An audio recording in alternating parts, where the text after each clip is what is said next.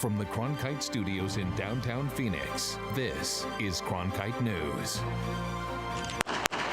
Williams Police Department taking new steps towards accountability, swapping body cams for cameras mounted on their guns. We take a look at this new program. Plus, they were promised housing, meals, and even an education, all for leaving their home country to play basketball. But instead, they ended up hungry and homeless, kicked out by the academy that was supposed to take care of them. Cronkite News investigates. And a global art project celebrating individual identity on a massive scale makes a stop here in Phoenix. Cronkite News starts now. Good evening and welcome to Cronkite News on Arizona PBS. I'm Blakely McHugh. And I'm Lysandra Marquez. Thank you for joining us. New technology may help both police officers and civilians in police-involved shootings. Instead of the body cams you've heard about, these cameras are mounted on the guns themselves and tested in northern Arizona. And Kiriko Marinier reports from Williams. Fire! The Williams Police Department is testing new technology that could be joining dash cams and body cams. After the Ferguson shooting, pretty much immediately when I saw the fallout from people not knowing what happened and being upset and conflicting witness reports and things like that, we right away said, wow, this would be a great application of our technology. Brian Hadeen's Minnesota-based company, Veridian, uses instant on-camera technology, which has the ability to turn on almost immediately. The cameras are placed directly on the weapon, but a local gunsmith, Gerald Williams, says it does not compromise its usability. It doesn't add any weight. It doesn't affect your ability, your aim. Developers say that one of the main benefits of this technology is that unlike a body camera that can be blocked, once an officer draws their gun, this camera will record everything unblocked, and it will not stop recording until it is reholstered. Williams Police Department Officer Jason Nichols says this technology will help hold everyone accountable. If I did something wrong, I did it wrong, and it's out there in public already, and I'll own it. But a lot of times people can't just accuse us of stuff anymore, and this will be a good deterrent of that, I think. If it turns yellow, you're halfway through your recording time. Turns red, you're almost out. In the future, Hadeen hopes this becomes more widespread. We're just getting this testing stage off the ground, and we're hoping that in the near future we'll have a variety of departments adopt it. Right now, it is being tested in about 12 cities across the country. In Williams, in Kiriko Marinier, Cronkite News. The cameras run around $500 each, and while the technology is being tested, it has not yet fully been implemented at any police departments. Two teenagers came to Arizona last year to play for a Valley basketball team. Instead of the success they hoped for, they found themselves with nowhere to go. Cronkite News reporter Jasmine Spearing-Bowen investigates. Luis Velasquez and Robinson Dominguez left Venezuela with hopes of playing college basketball or making it to the NBA. They came to Phoenix to play for Elite One Academy, and they say they were promised housing, meals, and an education to help their families back home.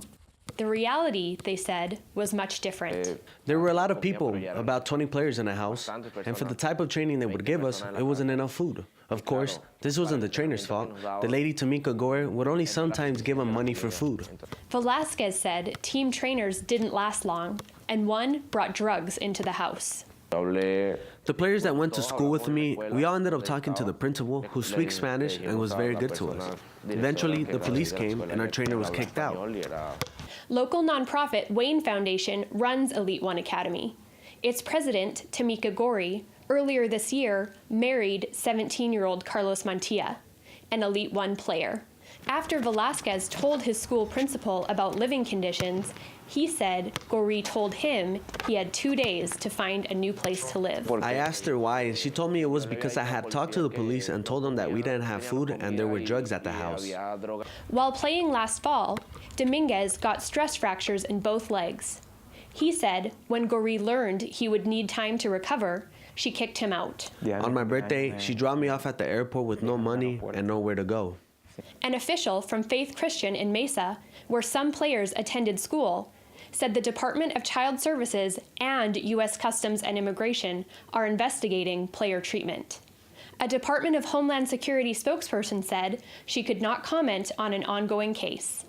Wayne Dawkins, owner of Mesa-based Phase 1 Athletics, said Goree tried to partner with his basketball academy back in 2013. Did some research, didn't like what I found, and didn't want to have anything to do with her. Dawkins said he learned later that Goree and some of his coaches had recruited Phase 1 players and started a new academy called Elite 1. She presented herself as being much more financially stable. In September, Goree was arrested on an unrelated matter for fraudulently altering car titles to obtain loans. She has pleaded not guilty to the charges. Dominguez said there were Elite 1 players coming in from Europe, Africa, and other countries. She would make them pay her $15,000 for the year, but in the end, they wouldn't stay the entirety of the program because it was so bad, and they would leave. She wouldn't refund any of the money. Dawkins said international athletes will put up with a lot for a chance to play. And that's where it becomes a moral responsibility of the people who bring them over to make sure you don't take advantage of that. For a lot of them, it's all or nothing. In Phoenix, Jasmine Spearing-Bowen, Cronkite News. Both Dominguez and Velasquez have been taken in by local families. Despite repeated attempts, Tamika Goree would not comment for this story. For more details, go to cronkitenews.azpbs.org. A soldier's road to recovery can be difficult after a deployment or an injury. Reporter Sydney Eisenberg shows us how one group is diving right into recovery by biking almost 40 miles in 2 days. These soldiers are getting back into fitness by tackling 2 16-mile bike rides. Soldier Ride is a program through the Wounded Warrior Project that travels across the country. The goal is to get veterans outside by taking them on 16 to 20-mile bike rides. This weekend, the group is in Phoenix. We service anywhere from, physical disabilities to the invisible injuries. Before the race, soldiers are outfitted with bikes that meet their physical needs. The group will bike Friday, December 1st and Saturday, December 2nd, traveling 16 miles each day. The experience not only allows veterans to get outside, but also helps them reconnect with the veteran community. That's one of the things that I miss from not being in the service anymore is the camaraderie. Everyone's a little apprehensive. They're like, why'd I come here? I don't like group events, and I can appreciate that. And by the end of it, the quiet guy is the one that won't shut up on the bus, and people will be friends forever. Veterans walk away with a sense of belonging. I did mine back in 2013, and I still stay connected with those warriors today, where, now we're more family than anything. The brotherhood felt on the battlefield can still be found on the bike path. We go as fast as the slowest guy and as slow as the fastest guy. In Litchfield Park, Sydney Eisenberg, Cronkite News. The Inside Out Community Art Project, an opportunity for people to share their portrait and make a statement about what they stand for, has arrived in Phoenix, and its focus is DACA. Cronkite News reporter Courtney Malley shows us the artwork and spoke to those behind it. Just a bargaining chip. It's not something that we see on TV. They're real humans. With portraits hanging on the side of the Cesar Chavez Foundation building off the busy streets of 15th and Washington, the main goal of these pictures is to get a conversation started. And as people drive by, they see that within our community, these are the faces of DACA. The Deferred Action for Childhood Arrivals Act was rescinded by the Trump administration in late September, leaving thousands of recipients in Arizona without a protected status. Since then, countless efforts have been made in the community to help dreamers. One of the latest is this campaign. So we're taking this photo booth truck to over 35 cities across the country, right? And that's sort of the idea behind this art project, because it is to reflect an image of America, and that's one where you can be a dreamer, you can have papers or not, but at the end of the day, everyone's American, right? Dreamer Karina Velasco came to the United States from Mexico when she was just 4 years old. She participated in the Inside Out campaign because, since DACA was rescinded, it's been a roller coaster between trying to live a normal life till my permit expires, and being able to somehow help my community and making a difference to get the congressman to do something about it. Congress has until March of 2018 to make a final decision about passing the DREAM Act. Until then, those in the community will keep fighting. The project will be on display through December. Sí se puede, right? Se puede? Sí se puede. Se puede. Se puede. In Phoenix, Courtney Malley, Cronkite News. The project's next stop is down in Tucson later this week, and it will continue traveling across the nation until December 18th. The GOP is moving closer to a historic victory on tax reform, with a Senate vote expected late tonight or tomorrow. After keeping his position unclear for some time, Senator John McCain came around in support of the bill today. McCain released a full statement on Twitter that read in part, "I believe this legislation, though far from perfect, would enhance American competitiveness, boost the economy, and provide long overdue tax relief for middle-class families. I take seriously the concerns some of my Senate colleagues have raised about the impact of this bill on the deficit. However, it's clear this bill's net effect on our economy would be positive, and it's still unclear how Senator Jeff Flake will vote." Another concern about the bill, health care. One of its provisions would wipe out the individual mandate, the Affordable Care Act's requirement that people either buy health insurance or pay a penalty. McCain supports the move, saying repealing the mandate would eliminate a tax that harms those from low-income brackets. Meanwhile, the number of Americans signing up for health care plans under the Affordable Care Act is currently ahead of last year's numbers, both nationally and in state. In Arizona alone, average daily enrollment is up by 500 people. A total of more than 51,000 have signed up so far, but total enrollment could still fall short due to a shorter open season. Mr. Speaker, the Amber Alert has helped many families experience the joy of being reunited with an abducted child. It's time we extend this alert to Indian country so that no child is outside the jurisdiction of this vital program. That was Representative Andy Biggs earlier this year introducing his Amber Alert in Indian Country Act. The House Judiciary Committee passed the bill yesterday, moving children who live on Native American land one step closer to being included in the Amber Alert system. Did you ever wonder where the name Amber Alert came from? It's actually an acronym that stands for America's Missing Broadcast Emergency Response. Giving serious legislation a not-so-serious name is nothing new in Washington. As Cronkite News reporter Trevor Fay explains. Most people know Mar-a-Lago as President Trump's Florida resort and his vacation White House. But on Capitol Hill, Mar-a-Lago is also the Making Access Records Available to Lead American Government Openness Act, a bill that would make the president keep a database of White House visitors. It's not just the Mar-a-Lago Act. Lawmakers have long been drafting their bills with tortured titles so that they can have acronyms to label their bills with. Who wants to read about the Better Use of Light Bulbs Act? But the Bulb Act? That's a bright idea.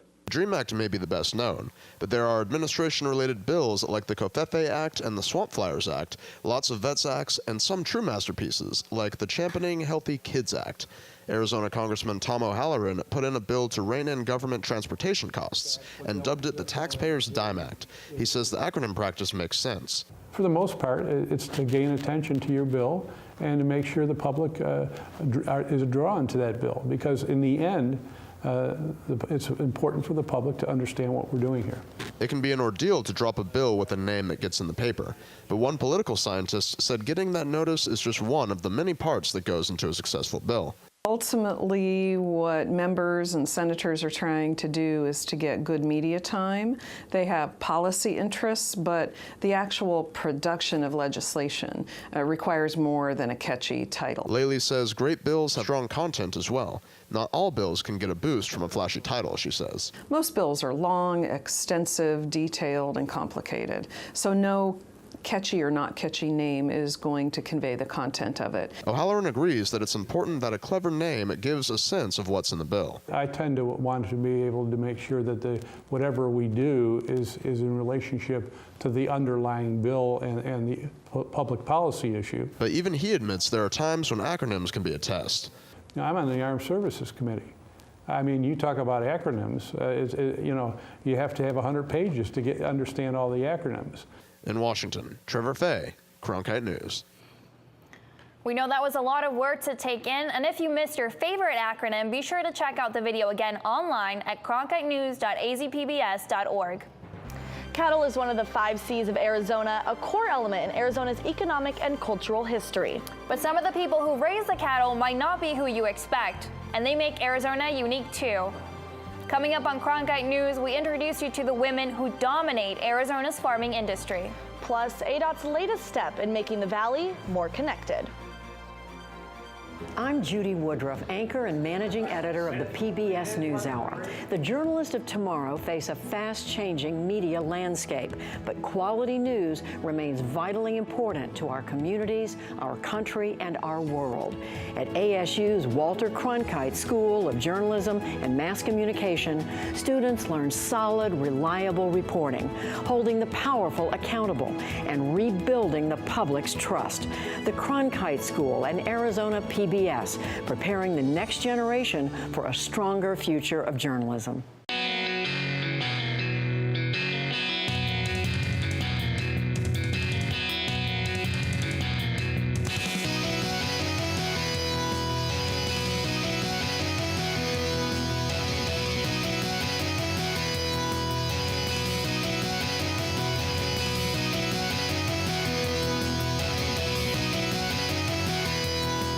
Cronkite News, weeknights at 5 on Arizona PBS. A full closure of Southern Avenue at 59th Avenue has begun for the construction of the Loop 202 South Mountain Freeway. The highway is being built to connect the Southeast Valley with the West Valley. Reporter Mia Atkins tells us how this closure could affect commuters and local businesses. The road you see behind me is the Southern Avenue interchange, which is one of 13 traffic interchanges being built for the Loop 202 South Mountain Freeway.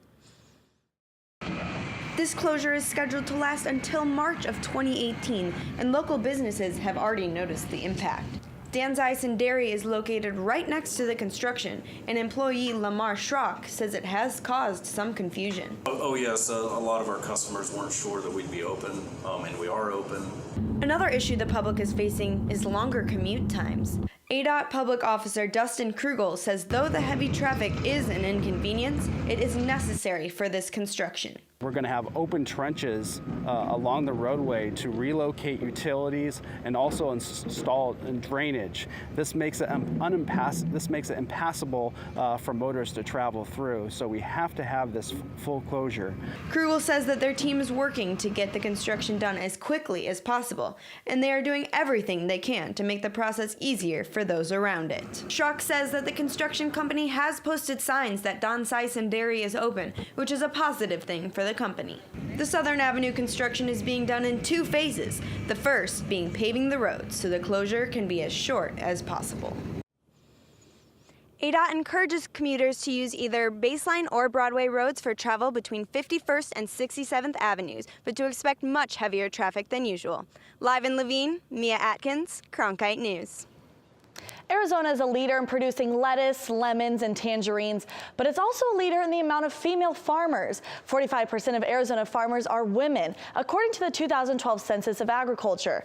I spoke with women from the Arizona Farm Bureau on why this is and where the numbers will go in the next census. Annika Moss has a way with calves. Her daily routine requires patience and a little muscle. Moss is a calf barn manager at her family dairy farm.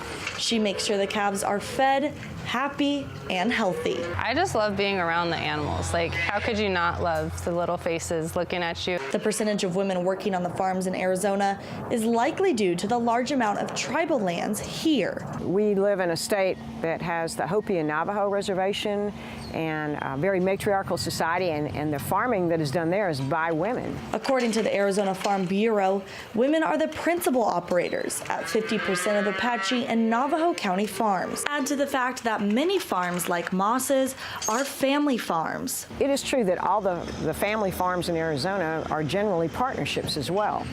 And so that shows up on this census that we are co-owners and partners in the operations. Women, says Saylor, are a big part of the future of agriculture in the state and expects the percentage working in Arizona to stay the same or even increase in the 2019 census. I think they're going to be maintained and probably go up.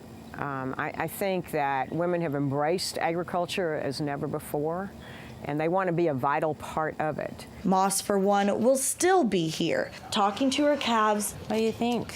Doing the work she loves on the family farm. As we head into December, people all across the country are putting holiday decorations up. But some people might need a helping hand. Coming up on Cronkite News, how a Tempe program helps spread holiday cheer throughout the community. And weekend temperatures in your full 7-day forecast coming up next.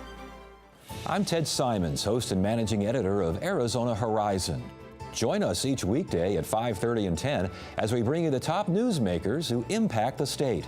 We cover the stories in depth that shape and affect our local communities, and we take the time to ensure that all voices are equally heard. For more than 30 years, Arizona Horizon has been your voice and your source for what matters most, right here on Arizona PBS. Hello from the children of planet Earth. Exploring, it's the lifeblood of the mission. Human beings are a curious bunch. What are we going to see when we get really close? Just because an idea is crazy, it's not necessarily wrong. We were on our way. You don't get anywhere until you've tested the limits. That carries an intensity you can't imagine.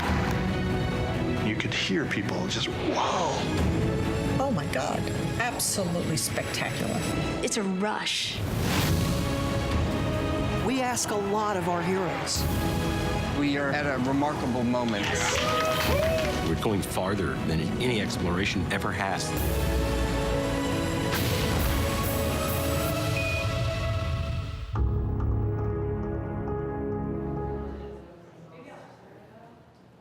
Thanks. It's the last day of November, and we're finally seeing some winter-like temperatures. Holly Bach is in the Weather Center. Holly, what can we expect this weekend?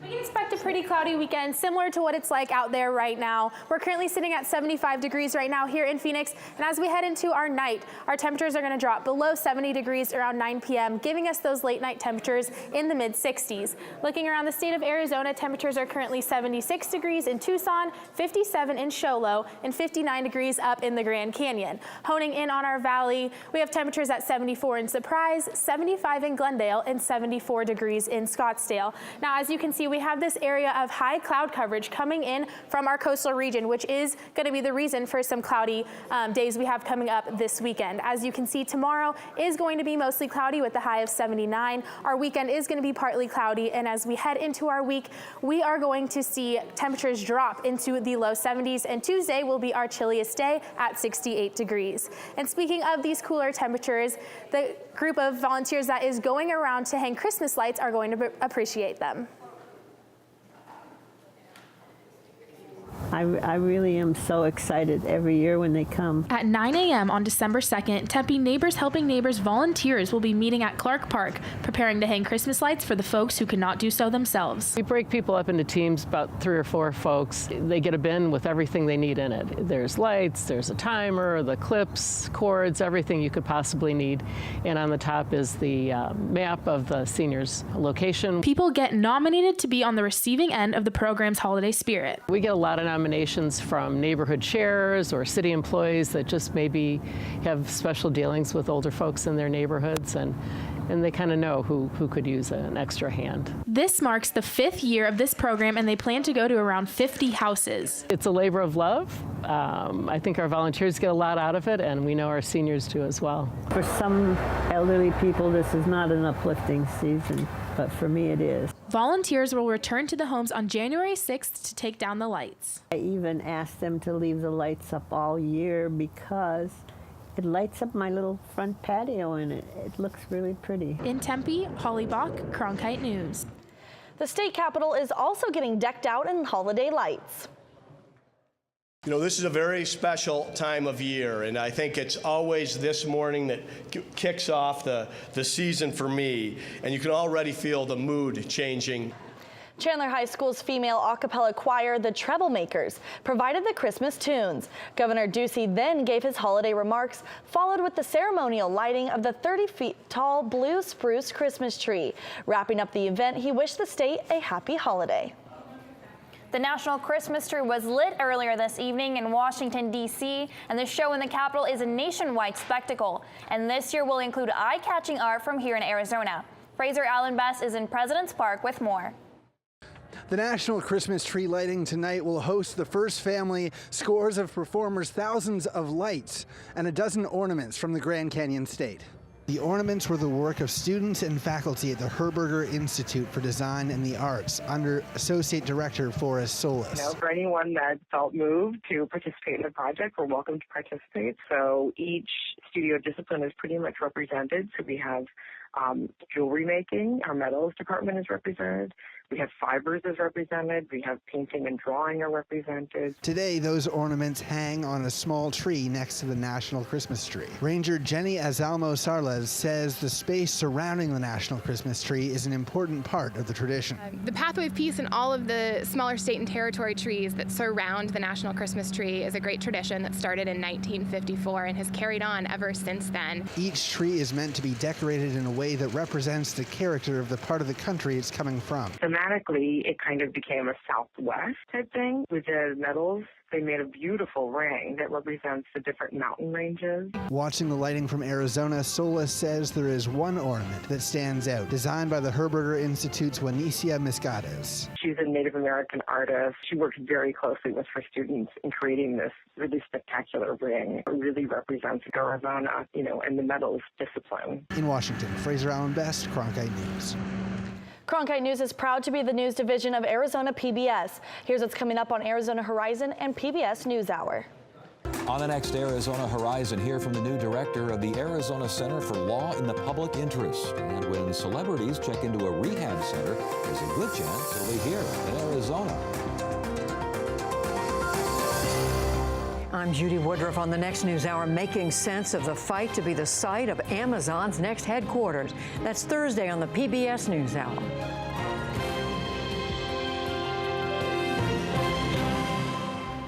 That's it for Cronkite News tonight. Thanks for joining us. For top Arizona stories anytime, go to cronkitenews.azpbs.org.